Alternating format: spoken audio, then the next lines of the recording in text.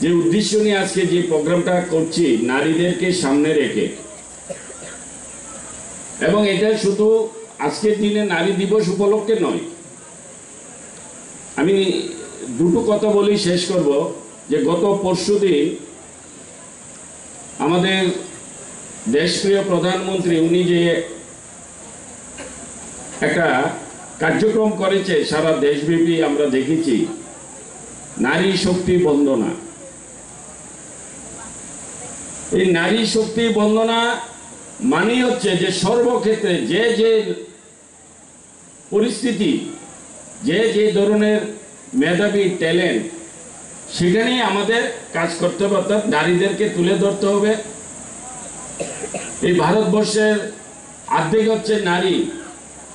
নারীরা যদি সর্বক্ষেত্রে তারা প্রতিষ্ঠিত না হয়, আর আমরা যারা আমরা রাজনীতির সাথে যুক্ত, যারা আমরা বলে থাকি যে আমরা ভারতবর্ষকে পৃথিবীর শ্রেষ্ঠ দেশ দেখতে চাই, ত্রিপুরা রাজ্যকে শ্রেষ্ঠ রাজ্য দেখতে চাই, তাহলে এখানে একটা বাধা হয়ে থাকবে।